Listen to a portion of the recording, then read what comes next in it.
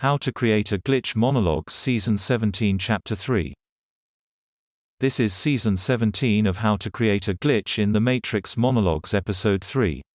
In this episode, we will be discussing the subject of tensional release. In past episodes, we talked about how the dominant releases the tension of the tonic through postural releases. However, in the absence of direct social confrontation, in the form of an exchange, the system is unable to release tension in this fashion.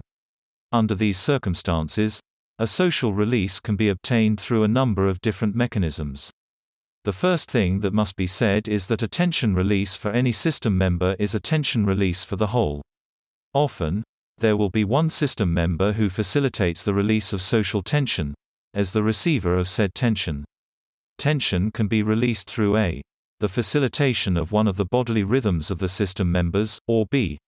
through social action which violates some tenet of conventionality. Among the kinds of techniques which violate some tenet of conventionality, is through humor, through bizarre behavior, or behavior which violates some taboo. Higher levels of social tension also produce the enactment of stereotypical features of archetype. These kinds of behaviors provide a release, which follows from some commonality between system members. The alternative, namely, the enabling of some social rhythm of release, also generates a release of social tension. This is most commonly accomplished through the providing of an out to facilitate the aforementioned social rhythm. Fundamentally, the outlets for social tension are the physical systems which produce the release of tension in light of the bodily rhythms.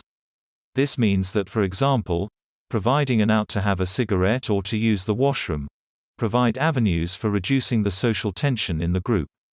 But the most common form of action which reduces the social tension of the group is through humor.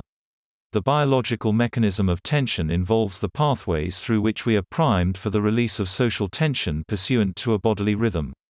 This means that tension will manifest as hunger, need to urinate or defecate, or anticipatory sexual behavior. All of these rhythms correspond to behaviors which underlie their expression. In other words, the greater the social tension, the more acutely will people in the social system feel these things and the need for a release. The individual tolerances of system members play a role in the need for and manifestation of a release. Some individuals lack the ability to modulate their behavior and require repeated outs before others. The individual tolerances of the individuals primarily determined by biological complements determines their ultimate need and frequency. That's the end of the podcast for today. If you enjoyed it, please like, comment and subscribe.